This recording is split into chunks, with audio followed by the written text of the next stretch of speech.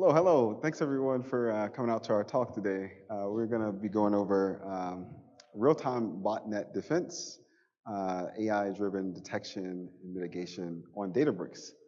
Um, so I know it's late in the evening. You may be thinking about dinner, but you did decide to sort of spend some time with us today. So we'll hopefully make it worth your while. Yeah.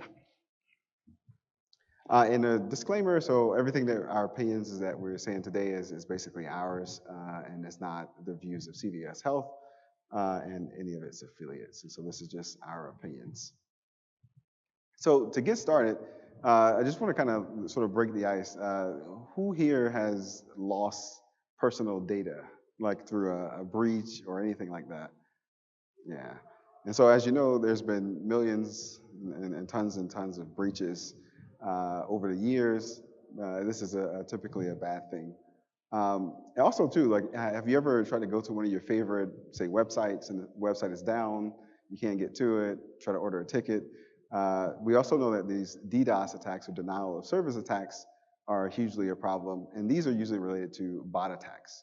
And so everyday life can be disrupted and impacted by just simple bot activity. And so the point here is with botnets, you can lose a ton of data. This data is then exfiltrated and sent to different sites to try to basically get into your personal information.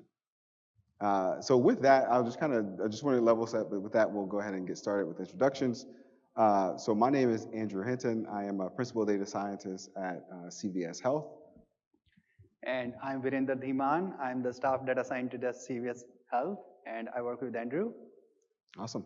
And so what we'll do first is we'll just kind of think about what the threat landscape is. And so like in this case, you know, we have bot attacks. And so what does that look like today? How do we start to mitigate this and think about this? So one of the first things is there's a ton of automation. And so AI is you know, obviously a huge thing. And so we know now that 50% of normal traffic is typically related to bot activity. So as you saw before, you know, we know bots are pretty prevalent, but also like just going through the web is not actually human traffic, it's typically bot traffic. These are just scrapers trying to understand websites, products, and then most are okay, and then some are, of course, are malicious. And then the big thing with bots is to orchestrate what is called account takeover or ATOs. So in that case, these are things they're scraping, they're trying to get fake data, they're impersonating humans. And this becomes a problem when servers or companies do not have the proper infrastructure.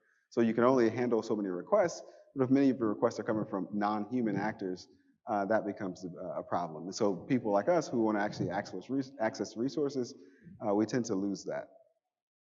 And now what happens though is bot activity are becoming, just like we're using AI in our everyday lives, attackers are using AI to power bots.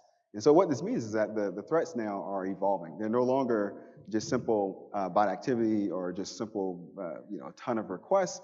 These things are becoming more sophisticated, so acting more like humans. So typically one of the ways you can detect bots is just simply the activity. Can a human click 1,000 times in a second or anything like that? But now we can find that with AI, the bots can now behave much like humans. They can evade conventional detections, and of course, they can come up with even dynamic strategies that we can't even think of. And so then what that all leads to is that our traditional defenses in general are not as sufficient. So rule-based detection, even ML static, you know, without any retrain or pattern recognition, these things can become obsolete quite quickly because bot attacks can evolve.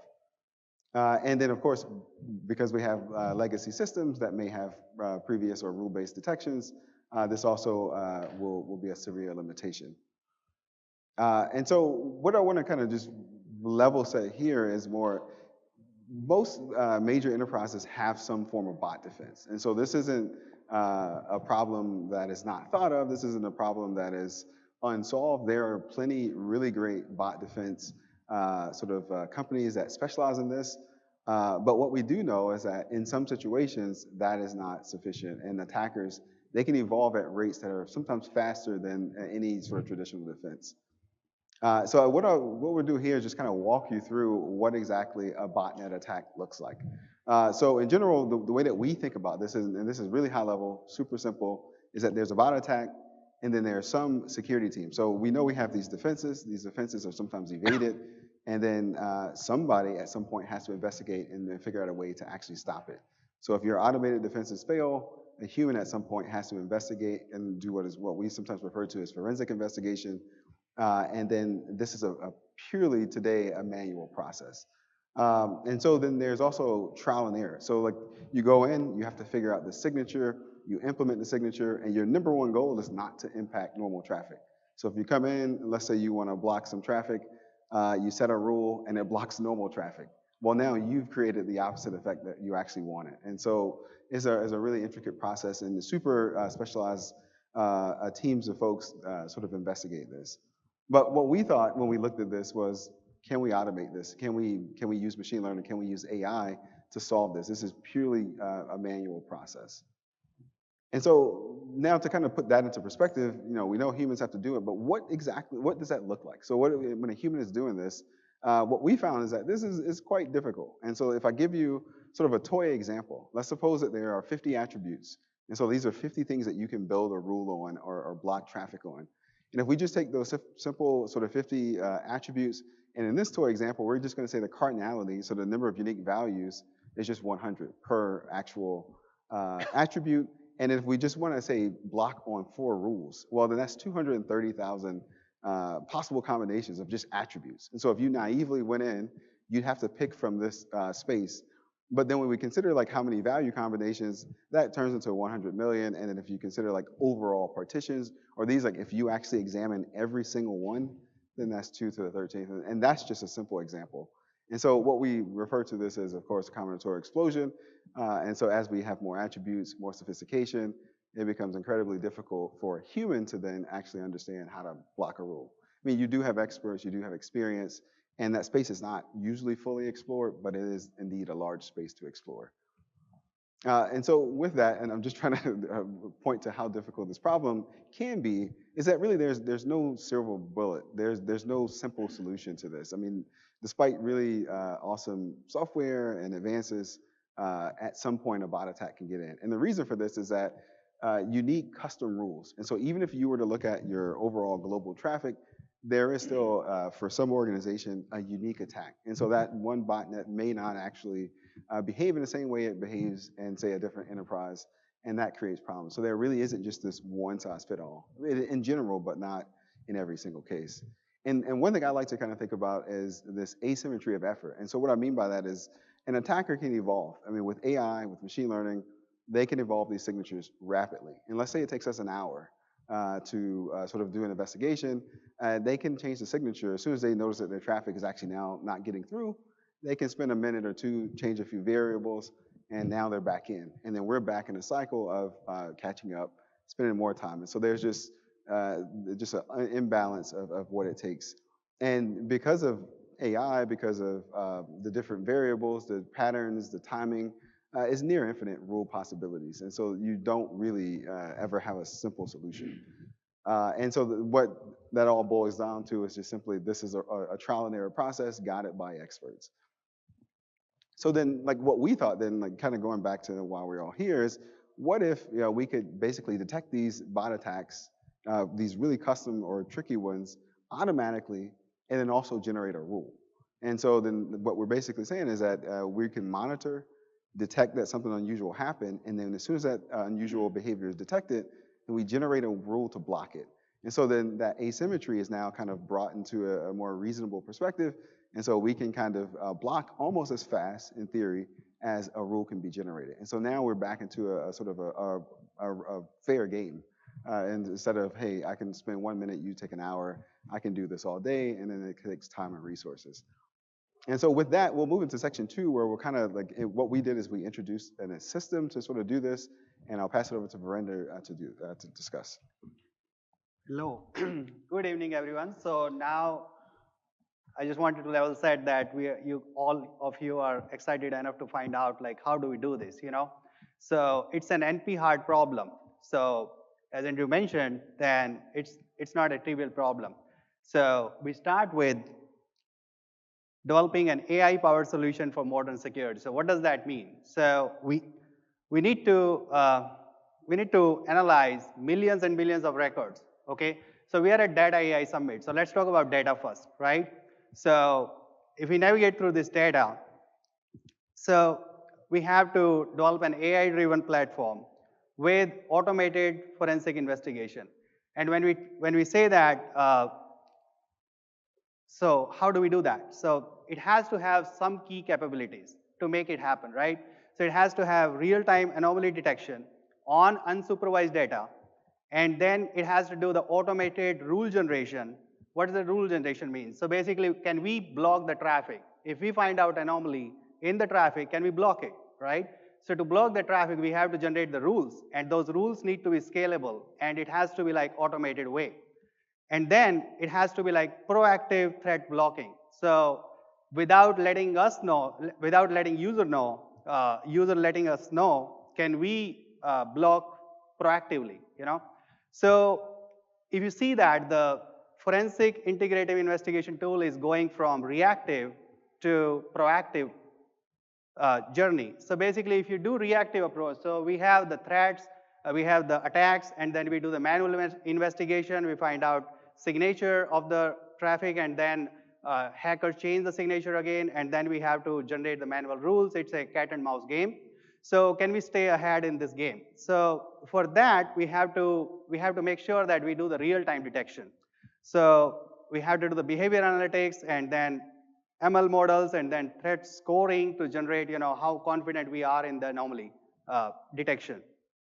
So, and then we do the, okay, for proactive learning, can we do the like continuous streaming the data, doing the inferences on the models, and can we generate the rules on the fly, and can we prevent the malicious traffic before even it occurs, So we need all these features in this feed tool.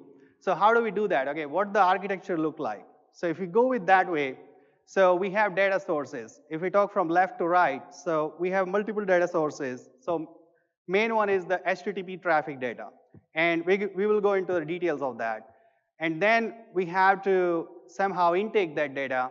So we are using Databricks, and then we have to pre-process it using feature engineering. And then on the model, AI model layer, we have topic assigner, topic inspector, and don't worry about this. We're going to talk about all of these concepts in next few slides. So we have to assign, we have a topic assigner, topic inspector, topic composer, and then we have to generate the rules. And then we have to post-process the rules to make sure that they are syntax compliant in an automated fashion, because it has to get applied in the system. So, and then we have to implement those rules. So it has to have all those aspects. And so this is a very pretty innovative approach. We were able to file the patent for this last year, and that's system and methods for automating integrative forensic investigation tools using machine learning. So that's the title of our patent and application number. Okay, so with that, enough said, so how do we do this, So let's talk about data. So we're talking about millions and millions of records, like it's a very fast velocity, it's coming data, right? So it's all cloud, and it's a big data scale, we have to use PySpark, and we have to process it as fast pace. So we are using Lakehouse, we are using Databricks. So why Lakehouse? So it's pretty scalable, and it provides us data storage and the compute, like it allows us to use PySpark for that. So for data storage, we are using Medallion architecture. And what does that mean? So it has like multiple layers. So we have the bronze tables. So when the raw data comes, raw traffic, it's a bronze tables. And then we do the feature engineering on that data, and it's a silver tables. And then we apply AI modeling on that, and then we reach to the gold tables. So that's the Medallion architecture. And as we said, Lakehouse allows us to use Apache Spark and for faster processing and big data scale processing. So with that, we have to make sure that it's a real-time detection. So for that, we use streaming. So we have the HTTP traffic logs. We use Databricks autoloader, and then we create multiple buckets. One bucket is for data retention, other is for Parquet files for the AI models. And we're gonna process this data further via the lens of AI. So we talk about enough about data. So now we're gonna talk about, okay, how do we utilize this data using AI? Okay. So with that, I would like to invite Andrew for talking about the crux. Perfect. Yeah, so that was the data portion. Now we'll move back to sort of the AI portion to tie into the entire theme of Data and AI Summit. And so in our case, we have what we consider the brain or the modeling side of this. And so the brain of iFit really is the anomaly detection at its core. And so what we're doing is anomaly detection. There's no labels. We have to basically figure out what is unusual, and then we have to figure out a way to then generate rules from that. And so you'd imagine there's an immense amount of uncertainty in that. So we don't know what's good traffic, bad traffic, but what we do know is how traffic normally looks in our organization. So like anyone sort of using this tool is really specific to your traffic patterns. And so what we do first is just moving back to the piece that Miranda showed a moment ago. In the AI layer, what we do first is this topic assigner. And so you may be wondering, what is that? Like topic assigning. And so topic modeling is actually used in a different field, not exactly in bot defense. But what we've done, though, is that we've taken the traffic as it comes in, and what we want to do is actually identify some way to categorize it. And so like you'd imagine like in normal text, if you have a bunch of novels and then you sort of categorize those into, say, maybe horror novels or fantasy novels or whatever the case may be, we want to basically do the exact same thing with a request. So when a request comes in, how do we say that this is request of type A or type B or n number of types? And so that's what we do when we first get the traffic in. We figure out a way to generate an embedding. So we have an embedding model that generates an embedding, and then we take that and we generate topics.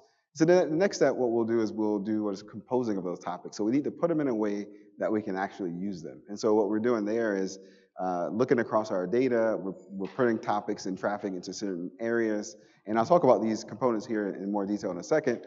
And then from the composing of a topic, so we generate, we assign, we figure out how to put it all together to make it useful. And then what we want to do is basically generate, inspect those topics. So if you were to think, and if you, let's consider a small example in your house. Let's say you have a blueprint. And let's say at 7 a.m. you're to measure, and you have 100 people in your house for whatever reason. And let's say you just have 4 rooms. In those 4 rooms, let's say that we know that, say, the top left corner is room A, the back left is room B, so on and so forth. If you're to count the distribution of user or people in that house at that time, then you can actually model that composition over time. So what we're saying is that at minute 1, if we see traffic of composition X, how does that evolve over time? And so what we're looking for is unusual patterns within what we consider normal. And so if we know that, hey, at 7 a.m., let's say room A is the kitchen, maybe you would expect to see 70% of your occupants in the kitchen because it's maybe breakfast time. But let's say at 12 a.m., maybe it's unusual. So maybe there's only 10% or 1%. And so if you were to actually understand the distributions over time, it's much easier to say at 12 a.m. on a Wednesday night, you have 90% of your occupants in room A, which would be the kitchen. That would be unusual. And so what we've done at that point is at least identify what is the problem. And so we haven't generated a rule. We haven't done much of anything other than figure out that there is something unusual happening around that time within this particular sort of topic. And then from there, what we want to do is then generate rules, and we'll talk about that in a second. So in this case, let's just kind of examine the topic assigner. And so if we kind of drill down just a bit, what we had to do in this first iteration is we had to figure out a way to encode the various pieces. And so when you get a request that comes in, you have things like user agent, you have things like the characteristics. So is this like a scraper type of activity? You have things like the domain, you have things like the headers and various pieces. And so what we did at the first sort of go at this is to figure out how do we embed, because ultimately we want to use AI, ultimately we want to use models, ultimately we want to generate topics, so we have to generate an embedding in some way. And of course, we have some text data, but you'd imagine some of this is not clean text, so this is not human readable data by any stretch. And so what we do at the first step is to basically train a mass language task, which will basically be much similar to the way the BERT models were trained very early on. And so from that, what we then can get is a notion of an embedding of user agent, a notion of an embedding of the characteristics. And then when I mentioned the topic a composer, And the topic composer has to then go in across these different sort of verticals and put everything together. Because even now, this is still not a clean problem. We don't know that traffic observation 1 is in topic A. We only know that traffic observation 1 is in 7 different topics here. And that's still somewhat of a challenging problem, and we want to compress that down. But at least what we've done at this step is embed and get everything into a sort of a reasonable sort of a perspective. And so, like I mentioned, so this is going to allow us, like, why did we do it? So this allows us to organize our traffic. This helps us enable, or it enables us to identify sort of normal behavior, like I mentioned with the sort of blueprint example. And then it provides the foundation for us looking at network activity. So without this, we just have a bunch of random text that may be human text, unstructured text. We can't really do anything with it from that perspective. But what we have now, at least, is some general framework that allows us to start to do some analysis. And so then from there, the next step is composing. So this is where we kind of bring everything together. And this little image at the top is really kind of representative of what we're doing. We're taking in all these different topics, and we're now starting to put it into sort of these different buckets. And so if we know that now we're basically drawing that floor plan, and we're drawing the boxes that are allowing us to separate the traffic. And so why do we do this? Because now we get more of a holistic view of the individual topics. And then we can now get down to more complex patterns, because it's far more difficult now to figure out which room you'll be in. Because when you walk in like an attacker, they have no idea. They just kind of walk in and they're sort of like positioned somewhere in this house, and they don't know, or at least they would not have an idea of where they're going to actually land. And so then after that, so then when the topic inspector is done, we need to generate an anomaly. So what we need to do is figure out what is normal, what is anomaly or abnormal, and we do this through what is called like a variational autoencoder, so a very standard anomaly detection model. And this allows us to generate regions and what we refer to just basically time windows of unusual traffic. And so again, the why do we do this piece? We can pinpoint now specific time frames. So what I was mentioning earlier, that 12 a.m., what we're now able to do is figure out, okay, we have something really unusual going on from, say, Wednesday at 12 a.m. to 1 p.m. And so we know that there was some type of an attack or some unusual behavior as we've laid it out here. And so this gives us the first major clue of that something unusual is going on, and how we actually start to generate rules. So now we know there's a red flag, there's an alert going on. Now how do we generate our rules? And then finally, what we want to do, this is the fun part, because now this is where we take, this is a very interesting problem. We take our data that comes in, which is this unusual client domain, URLs, we transform it into these wild vector spaces, and then now we've identified an anomaly in this vector space, but then how do we get back out? How do we actually turn that vector space back into a rule that we can use into some system? And that's challenging. So we just know that this point exists in this particular region, in our embedding space, which is completely arbitrary, and we need to then figure out, okay, well, what client domain, what user agents, and those kind of things that are associated. And so this is where rule generation comes into play. And then after we can generate the rules, we do an impact simulation. So, we're just an AI system. It can make mistakes, and so we would hate to sort of generate a rule that blocks a ton of traffic. That would be a nightmare. And so we can take historical traffic, look back, then kind of estimate across many rules, so like 25, 35, 100 rules, and estimate the impact and say, okay, well, we think now that these rules have whatever specificity, sensitivity, and then they also, on historical traffic, we expect it to block X% of that traffic. And then we pass that rule off to our stakeholders. The investigation is now done. They have a better idea of what's going to happen if they implement this rule, and then they have a better sort of confidence in the overall process. And so from that, we can optimize the selection of the rule. We know how it'll impact traffic, and we can get that rule in as quick as possible. And so why here? Basically, automate the creation. So that's what we originally set out to do. As soon as there's an attack, we can generate a rule, or at least identify that there's an attack, generate a rule, minimize the impact on normal traffic, and then get that over so we can block traffic almost immediately. And so now what we want to do is just walk you through. We don't have an actual live demo, but what we'll do is give you sort of a scenario where we actually implemented this in practice and walk you through what it sort of looks like. And we'll pass it back to Verinder. Okay, so a lot of theory. Let's walk through the example. How do we do this? Okay, so So in this example, we're showing that user is making requests to do the investigation on the traffic, okay? So we're talking about unsupervised learning to self-supervised, okay? So user submit the request, and then we have the dashboard where user can see what's the investigation request is submitted, and we can come back with the rules. And then they can review the rules, they can apply it, okay?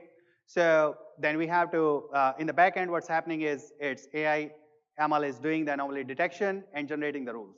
So to do that, as Andrew mentioned, we have to work with the topics. So topics are nothing, it's a fancy word of saying groups, you know. So we do grouping of the traffic, unsupervised learning. So we find out the groups, and so we assign the topics to each traffic record. So like that. So for each request, each HTTP request, we assign the topics, and then we find out the groups. So as you see, in the embedding dimension, we see that for each embed, so we convert the raw HTTP request to the embeddings, and then for each embeddings we group. So as you see the clusters, and then yeah, topics or cluster, you can interchangeably use that. So we're gonna be investigating this circle area in the next few slides. So having said that, now, so we had the unsupervised HTTP traffic logs. We did embed, and we did cluster, or we find out the groups. So now we have those groups. What do we do with those groups? So we find out the distribution. Now we introduce the temporal dimension. So we analyze the temporal distribution of those clusters. So if we say that, okay, so from 8 a.m. to 10 a.m., what request we have requests coming in real time. So we're gonna categorize that request into particular cluster or particular topic. So we're gonna find out how many requests are belonging to a particular topic. Okay. So with that approach, we find out what a normal looks like for an enterprise like CVS. You know.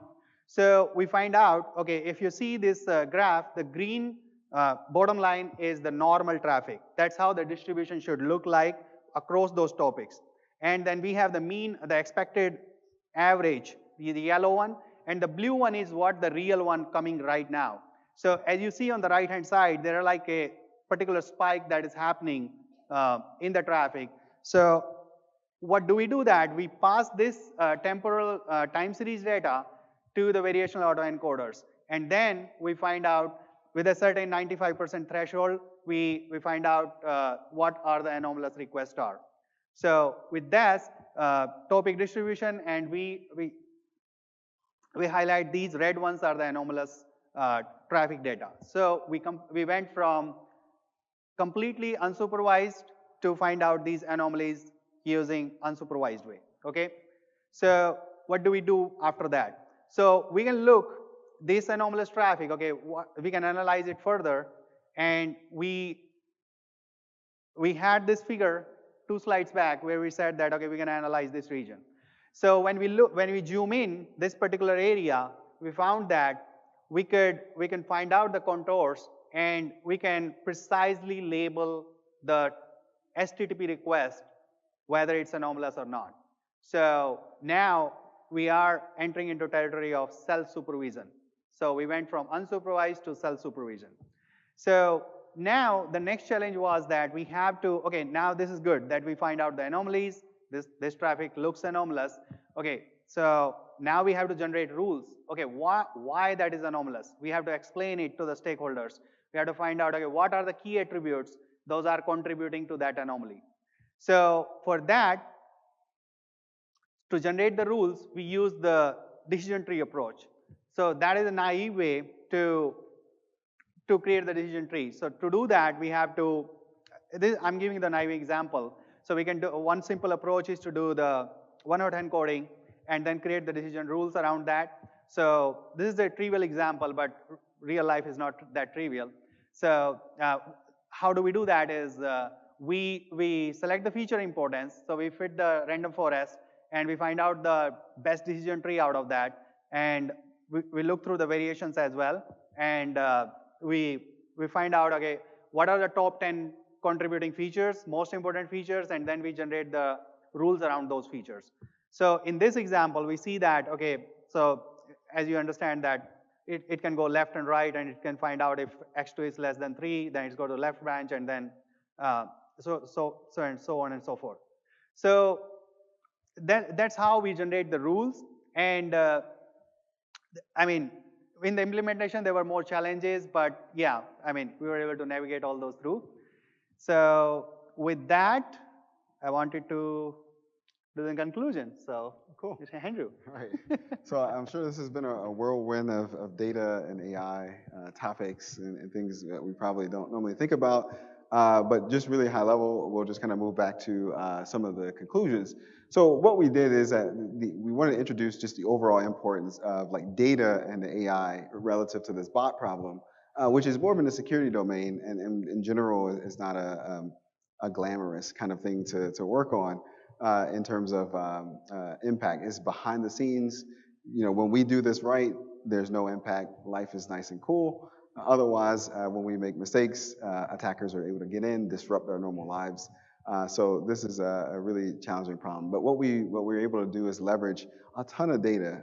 So to get those behavioral patterns, to understand what to block, it really takes a significant amount of data. It takes a significant amount of compute. And we're talking petabytes of actual data that's processed.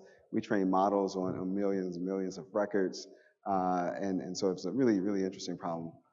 We also kind of hopefully showcase the AI ML sort of innovation that was part of this project and how on demand. So what Verinder showed you is that if a user makes a request, they can retrospectively go back and then look and see if something unusual happened. But then there's also a real-time component where we're running the system alongside. And so there's either, hey, you want to go back, look 3 days ago, was there something unusual maybe I need to be aware of? But we can also run this in what we consider a near real-time sort of mode, where it's running alongside, detecting the anomalies, generating rules proactively. And so like that's kind of what makes this sort of a mitigation as well. So not only just detection, but mitigation, and that we're able to generate rules. And then from that, we demonstrated the central role of Databricks in all of this. It really helped us a ton without sort of being able to ingest the data, use Spark structured streaming, train models on GPUs and those kind of things. It really helped us scale and do things really well. And so like the big thing is, what did we learn? So as we did this, like we found that streaming is of course super important. So we initially set out to sort of design the system from the perspective of just on-demand requests, but in reality, we need these sort of detections happening alongside real traffic, and we need to be able to block at the same rate at which the attackers can evolve. And then what we also learned is training models, especially a ton of MLMs, getting those in ML flow, integrating those, making revisions, fine-tuning, retraining as new data comes in is non-trivial. So ML flow is super critical to be able to keep track of your models, call them when you need to, make sure they update it, have the right features. Feature store we found is extremely important. Lineage, Unity catalog is really important into this. And did I mention streaming? Of course. But with that, just before we close, for any questions, we wanted to acknowledge the Databricks team, which all is here. So Jerry, Will, Matt, Nick, Charles, and Rohan, they were with us sort of lock and step as we went through this, helped us uncover a lot of different problems from GPUs to compute to you name it, streaming. But really great to have those guys on our side. Yeah. With that, we'll take some questions. And don't forget the survey. Go ahead.